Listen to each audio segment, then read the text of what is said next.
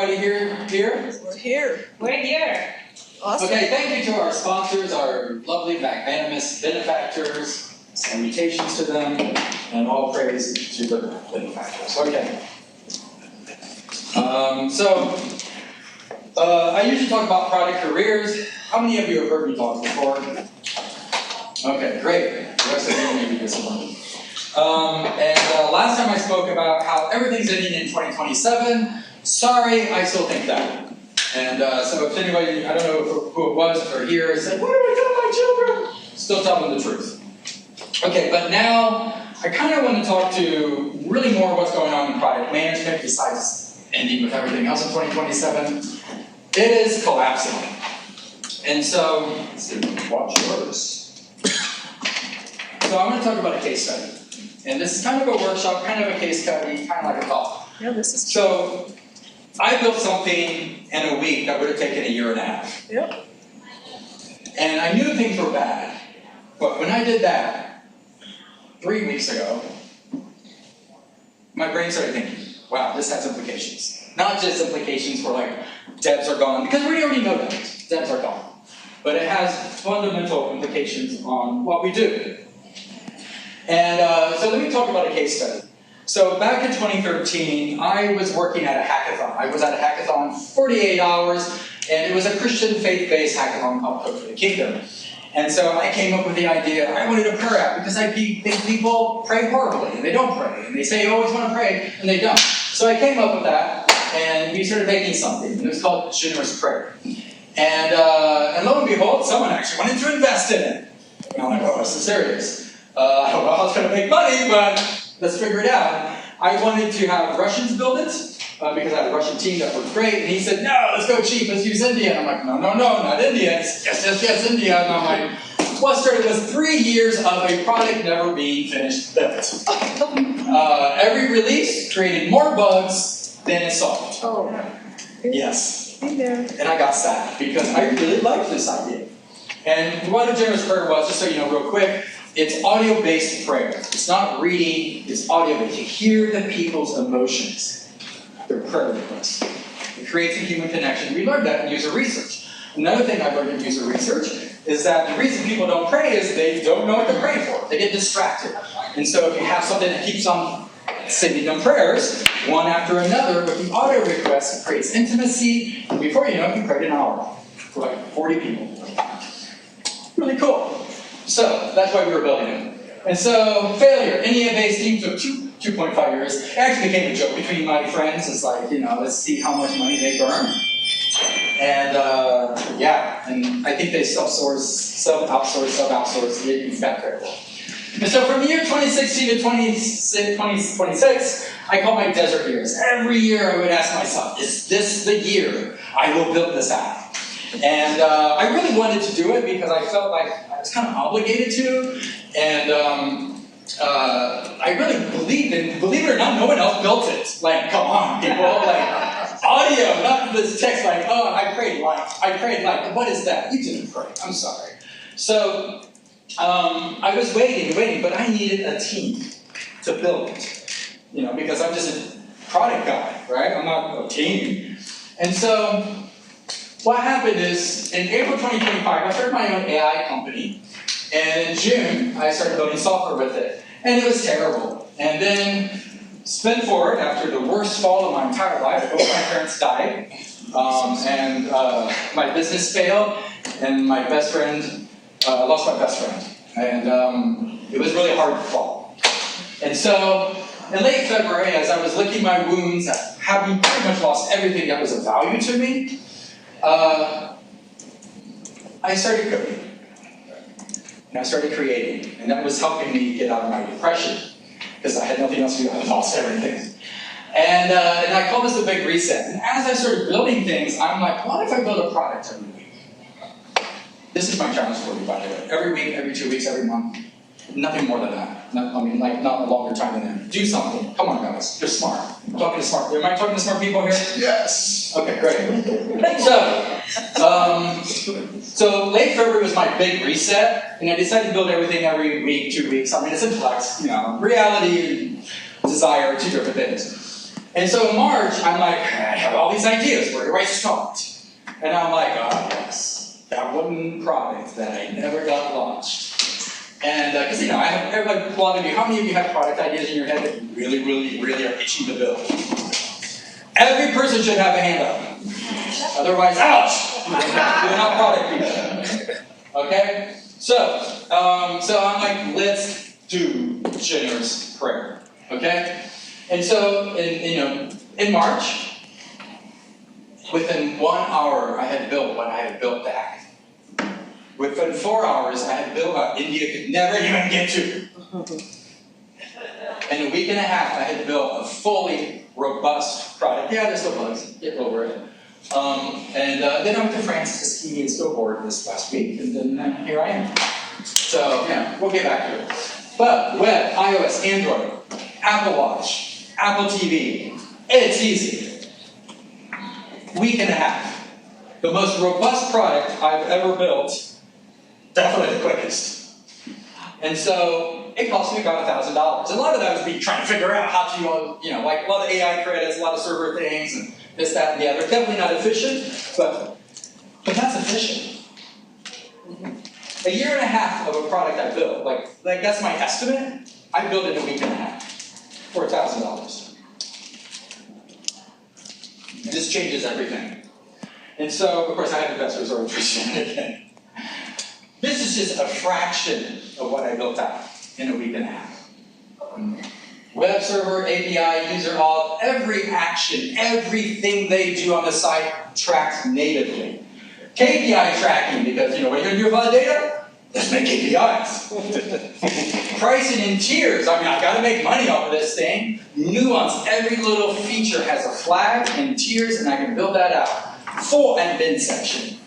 AI usage tracking, because I need to know how much I'm spending per user. Social engagement, gamification, hooks, feedback loops, because we're brilliant on getting people addicted to products, and prayer is a great one to get addicted to, I think.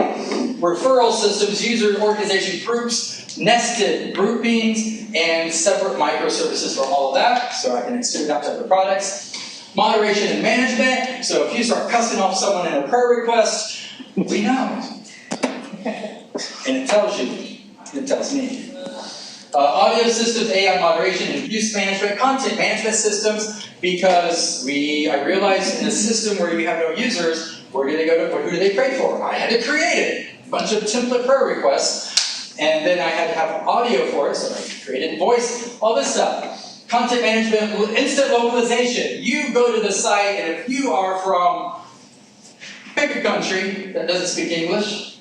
France. Oh, yeah, French. Okay, France. If I don't have French, as you're going through the onboarding, it's translating everything, including the audio.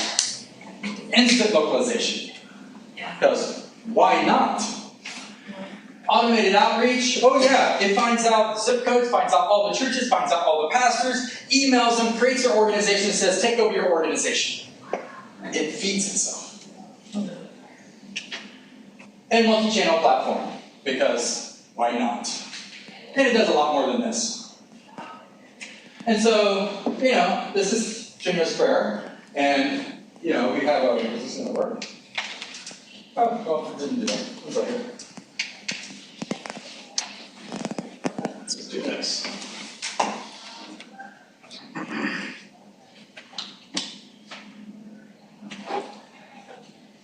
Oh, audio not working here?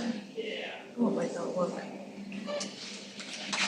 Anyways, that's the onboarding. It takes you through. Why not create the most awesome onboarding experience? No, it's coming. What? You can hear it. Yeah, I think it's coming from my laptop. Creating the most amazing onboarding experience that actually, it's being translated as you go, as it figures this out. It would already know if you're doing Take a breath. Slow down. You are entering a place of prayer.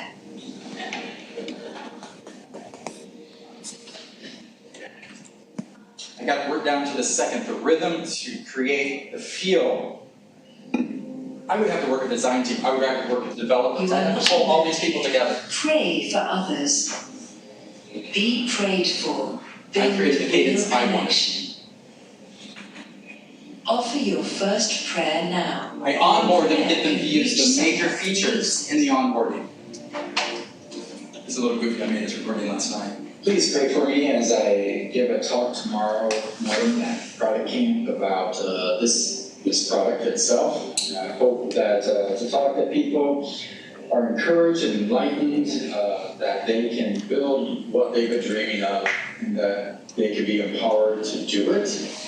And this isn't something to be scary about, but I talked too long. I limited it to 15 seconds so people like me don't drone on. But it transcribes it, so we know what you said, we know what language you said it in, and if you cussed or said bad things. Or going to commit suicide, we'll send you a suicide hotline.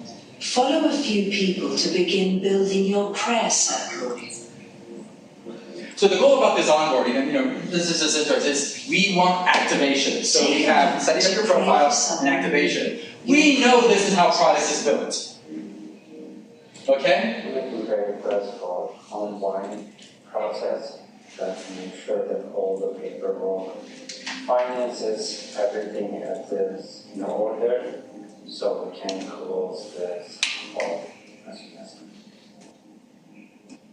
And then it tells you to pray for 29 seconds, right? So I'm going to skip by this because I've got a lot to talk about. But you get the idea, right? Mobile, same thing, a lot of different features, really cool. UI, yeah, I know it sucks. I can go bit by bit and fix it, which I've already started doing. So this is how do you make this in a week and a half? I built this to see the limits of AI. I assumed, like last June, it's going to start crumbling down underneath the bugs. And what I found out is, because I set it up properly, or at least I figured out how to set it properly, it did. First, you need a PRD, you need to be an architect. And I use a product called CodeSpring. I highly recommend it. It looks cheesy, I know, but it works. It uses an MCP to connect to your IDE, your coder, and you're communicating back and forth, and it knows the nuances of your spec, so it doesn't lose track, and when something changes, it knows how it impacts everything else. So that's important. Your IDE, I use Cursor. It's just your AI-enabled tool. One thing I did learn, and I'm learning right now, is you need to build out your environments first. I just did everything production, because why not? But I'm having to go back and create staging because I actually want users and not introduce bugs into them.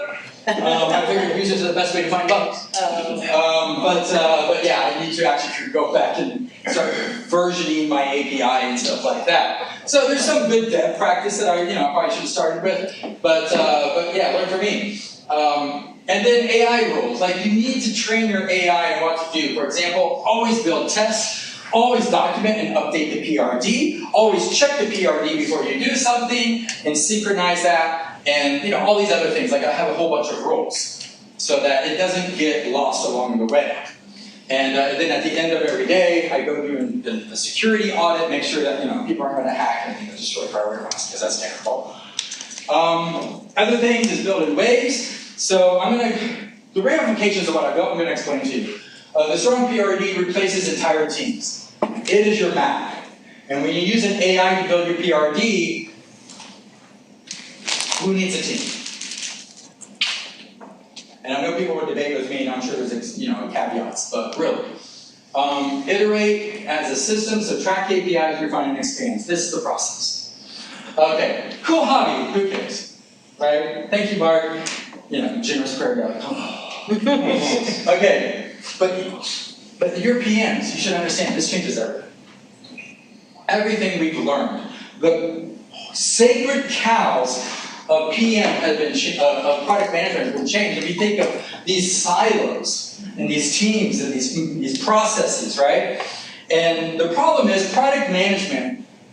How many of you feel like you're really strategy people? How many feel like that? You're full of shit. You're not. You're doing what people tell you to do, and sometimes you think you're strategy, right? Unless you're an entrepreneur and building your own product. The truth, we are people who are just like chasing the cats and trying to get them to dance, right? That's what we are, and there's nothing wrong with that. That was necessary. That was the big thing. We were the nexus to get all these crazy people and pull them together and make sense of it and solve, and maybe make a strategic decision on top of that. And this is why it takes a year and a half to build what I built. Okay? These are dead.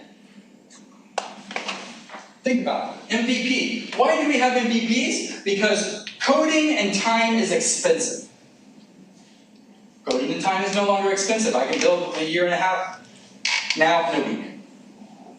The question is more, where do I stop? Which is kind of hard. Can I challenge that? Is that the right time to start challenging that? Oh yeah, no, you challenge. And then, you need to leave. Challenge it, yeah. MVPs, I agree with the minimal part of MVP is to more efficiently allocate resources. But the real need for MVP is to learn. To learn. Right? Okay. To learn. So even I would push back on that, Okay. right?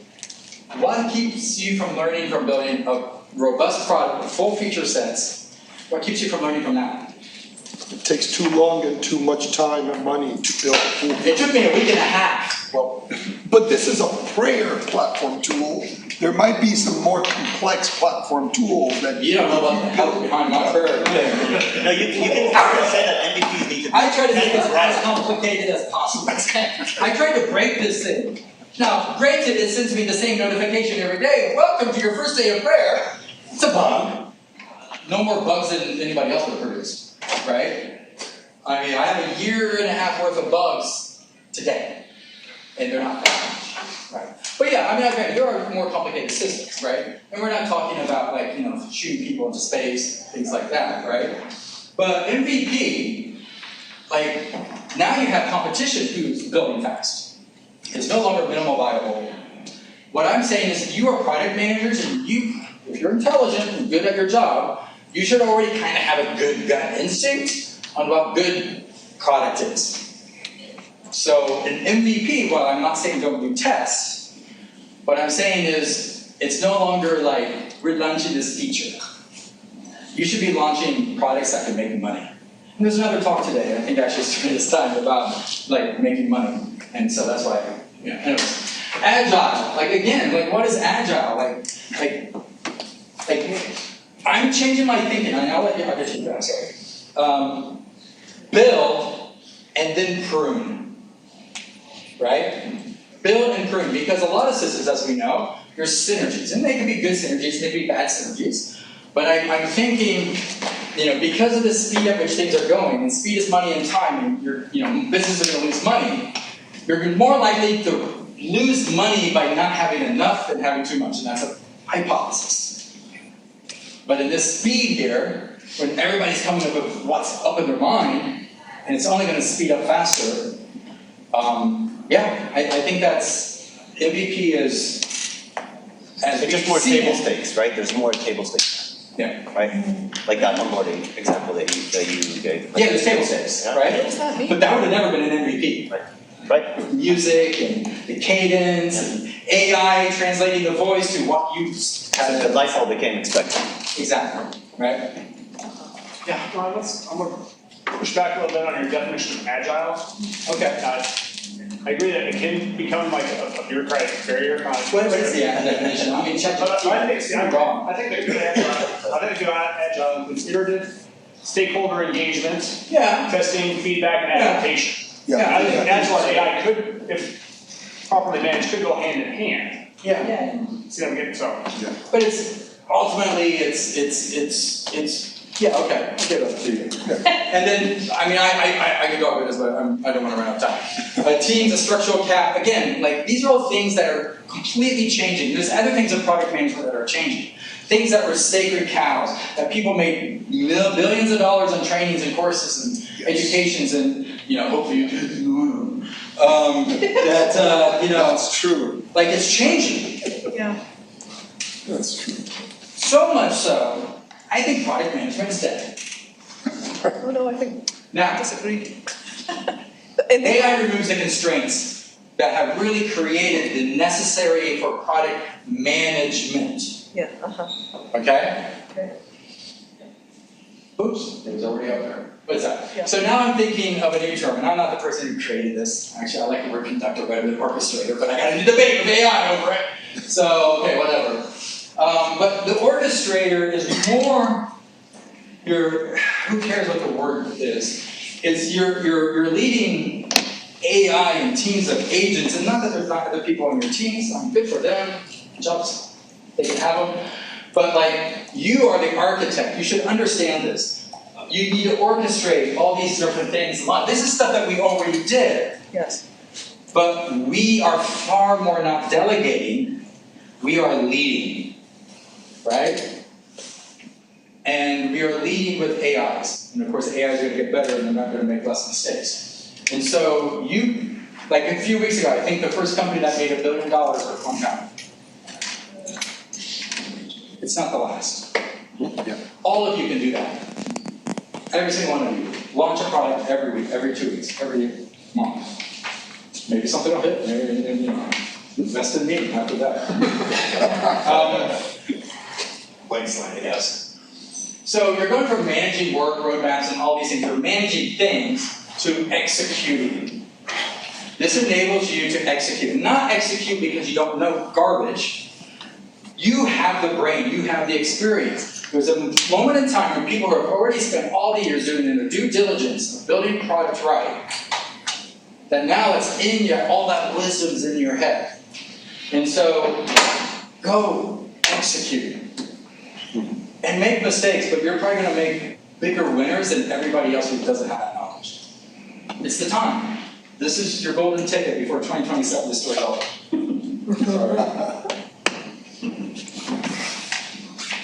Are you doing anything? There we go. So the old thing is like hire more engineers, add more PMs, grow the org, and now it's just systems. Build better systems. Be smarter. That's what you need to do, right? Agents, ship. Like I just got my bill for all the builds I did. I need to do less, that's what I need to tell you. It was in the hundreds, and I'm like, wow, okay, let's do fewer builds. But yeah, systems. And so here's the workshop. This is what I want you to do. And I just want you to do this at home because you need to do this, guys. If you're not entrepreneurial, you're going to be lost. And I said this in my talk this last summer. The secret making it through the window is to see where things are going, be yourself agile, and align yourself with AI. This AI has now allowed you to extend yourself and to build things in hyperspeed. And so, pick your current idea roadmap, right? I asked you, how many of you guys have a product backlog in your head? Why are you not building it already? Build it. Build it. Use these tools. Like, if you have been product management, you should be able to use any of these tools. I'm not like some engineer. I figured it out. Old thinking, so like, when these thoughts come up in your mind, realize this is kind of old thinking. Like, what team should do this? No team, you. You should do this. Okay? How long? Throw out every estimate you've ever learned. Like, I was really great at estimating. And when a dev team told me something, in my head I said, bullshit. Now it's like, I just built something that would take 1.5 years. I don't know how to measure time anymore. It should be quick. How much does bureaucracy slow down the process? This should clear out your bureaucracy. If you run a company, if you manage people, think about, is your bureaucracy really necessary? What is the real, I was talking to someone today, I'm not making fun of them, but they're like, well, you got to measure risk. What's the risk of not going fast? Is there ways to go fast and still reduce the risk? You got to think of new ways. You can't just keep on doing the same old. And roadmap in quarters, months, sprints. Come on. I think the next week, or less than next week, what am I going to build this next quarter, which is actually literally tomorrow, and then the quarter the next day. The new thing is remove the team concept. I'm not saying hire people, but what I'm saying is don't be dependent on people. There's no reason for you to need be. Get them to be independent and do things. How would you do this yourself? Think about this. How fast could you do it? UI, logic, data, automation, systems, experiences, models. You can do all that stuff yourself. You should have the knowledge of this. What if Agile isn't adding features, but learning and removing and expanding? Right? And what I mean is maybe you just build a bunch, and then you look at the data, and then you start removing some things, reducing complexity, and then you expand more, and you learn from that, as opposed to one thing and then add another. It's different ways of thinking. I'm not saying it's right, but it's not necessarily wrong. Okay, so AI didn't change how we build, it changed who builds, and you are the builders. You should be building your stuff. Just if you work at a company, tell them fire everyone else, just give me all their salaries. And I'll build it. And just use half of that for AI credits. I think that's fair. Yes, Travis. So one of the key building blocks of this new way of thinking is good PRDs. Yes. I know we have Foundation. a little bit Your of time. brain must be creative, yeah. Can you walk us through how to build a winning PRD using these tools? Okay, so CodeSpring, first thing CodeSpring does, so this is what I did in CodeSpring, is, understand, for 16 years I've been boiling on this idea, right? But, we're all thinkers, we all boil on these ideas. So, and we all know what makes good sense. When Claude told me, hey, this would be great, and I'm like, oh yeah, damn right, that would be great. And then sometimes it said, well, you can do localization this way, and I'm like, no, I don't like that. And then I'm like, do it this way. And it's like, oh yeah, that's a better idea. I'm like, well, thank you. So you got to know how things work. You have to know a good idea from a bad idea. It's not going to be creative for you, but it may put a seed in that you can work with, right? And so the PRD, the CodeSpring, is a mind map that, as you explain, you're able to. There's an AI, you're in conversations with it. It's breaking it down to front and back and code, all this stuff, and it's really detailed, right? But it's doing it in sections as opposed to everything at once, right? Because that's when it contexts everything, literally, AI contexts everything. And so it forgets. And the mind map is there to store it like a database, a mind map database, so that through an MCP server, it's able to connect to your coding, whatever, and it doesn't lose track. It can always go find it and get that data, right? Otherwise, if you go to Replit or other places, and they may have changed the last couple of months, it forgets. And sometimes my ID forgets, and I'm like, hey, look at the PRD, that don't look right. And they're like, oh yeah, you're right. And it looks at the PRD, right? PRD is what breaks it up, yes? So, I'm not sure if, I love the concept and everything. Is there anything in regards to value generated to end users or adoption? As fast as you can build something, as efficiently as you can do it, if it's not adopted or adds value to some kind of a consumer, there might be a challenge. Well, that's why you are starting off as product people. Right? Beg your pardon? That's why you're starting off as product people. That's why you're positioned properly. You should know what to build. Yeah, but I'm saying about you on this example that you gave of the generous prayer. Do you have some statistics on the adoption and the value, or is it just a brand new thing? I literally launched it last week. Oh, okay. Right? But I've done 16 years of user research, and I have no doubt it'll take this is going to take off. Which is why I'm kind of slowing it down, doing something else. Got it. I come from a medical device background, which is a very heavily regulated industry, and the processes are designed to work slow. Correct. Every step needs approvals. Every step needs a lot of thought into it. So how do you see AI disrupting it? Well, so when you get into heavily regulated industries, at some point those industries will break. And then innovation will come in. The question is when. Because people will get so frustrated by it, and the agencies that regulate will have no choice but to create disruption. Usually it'll come from the outside through pressure, through other companies trying to encroach on that territory. And the dichotomy between what the regulated aspect is and what the non-regulated aspect is becomes so stark that, there's government websites. They're horrible, right? But they've been starting to update them, right? And that's because they're so horrible. Everybody knows they're horrible. And so, you know, they've been starting to fix that, right? Certain things become slow, like or bad.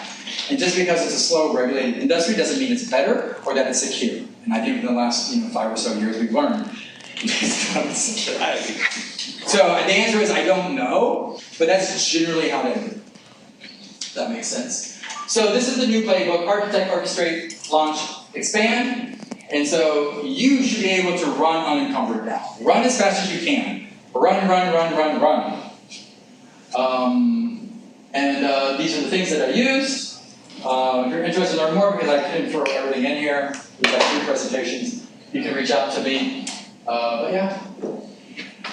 Anybody learn anything? Or did I just waste your time? Code Spring, come on. Code Spring, yeah. It's about $250. It looks really cheesy. You're like, what am I getting? I bought it because I'm like, let's see what I'm getting. And then I had to buy extra credits. And yeah, I mean, but I found it useful, especially at the beginning. Yeah, so one thing that we're doing at my company is actually something similar to Code Spring, but we're using Claude, just a single project, and all of your data feeds in, your stakeholder conversations feed in, your mockups feed in, and then it feeds like the go-to-market motion and all of that. So rather than thinking of it as a PRD, like you're thinking about it as like your initiative OS, if you will. So I think that's so the PRD. I think the traditional PRD is dead. Yeah, the traditional, like this is a mind map, and it does do the business cases and all that stuff, plus all the the software aspects of it. So I like that, a mind map, because it is like a database, and it follows these threads and things like that. And through the MCP server, it's able to communicate quite well. So. For that MCP server, is that to especially like backend services, so it understands? It goes to Cursor, so there's an API key, and I connected it to Cursor. Okay. And so every time I build something, it checks the PRD, and then sometimes if I add something that isn't on the PRD, then it adds it and sees what else it has to change. Those are the dependencies, and that's really the secret of building things like this at scale, right? As opposed to replicate, build me this. And then as you keep on iterating on it, it starts losing concept because it forgets what to do. I just have a small announcement. I'm supposed to interview a few people about this talk, so if you wouldn't mind coming and just spending 10 seconds with me for product hack media. Oh my gosh, you're gonna get people to talk shit about Stay tuned. Stay tuned. I got a question for you. Yeah. So I'm trying to strike a balance between this is impressive or Mark is impressive. Right? Well, I'm not impressive. It's both. Yeah, because I'm like, well, he can do it. I don't know that I can do it, right? Because you seem to have the energy and the knowledge. So I have a friend.